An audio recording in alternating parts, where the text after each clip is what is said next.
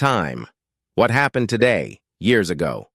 All happening in June, actually, but across different centuries. We've got Somaade in 1128, Aldi in 1863, and Operation Ariel in 1940. And these moments, they really weren't predetermined. They were turning points, Yeah.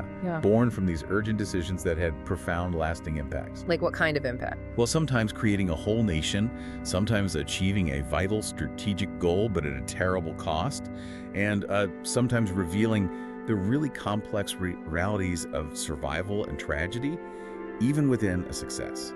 So let's dive into these moments and see what the sources tell us. Okay, let's start way back. 1128, the Battle of Somaade.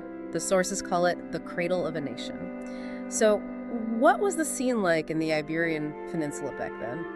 Right, so you need to picture the 12th century, it's during the Reconquista, Christian kingdoms pushing south. And at this time, the county of Portugal exists, but crucially, it isn't independent. Okay. It was a vassal state, firmly under the authority of the Kingdom of Leon. And who was actually running the county of Portugal at this point? Well, it had been governed by Henry of Burgundy, who was Afonso Henrique's father.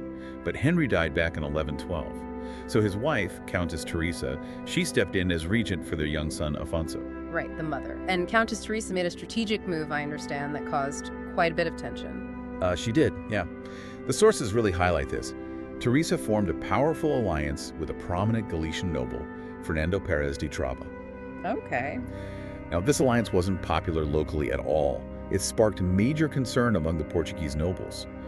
They genuinely feared this was, a step towards Portugal basically being absorbed, losing its distinct identity, just getting swallowed up by Galicia. So her own son, Afonso Henrique, he becomes the focus for the opposition. Absolutely. Afonso Henrique, he'd come of age, been knighted in Zamora in 1122, and he directly opposed his mother's policy, just flat out against it. He became the natural leader for all those Portuguese nobles who were really wary of Galician influence and desperately wanted the county to, maintain its autonomy or maybe even gain more. This faction was actively pushing for independence. And this disagreement, it wasn't just political talk, right? Right. It actually escalated into armed conflict. It did, yeah. What started as a political division essentially spiraled.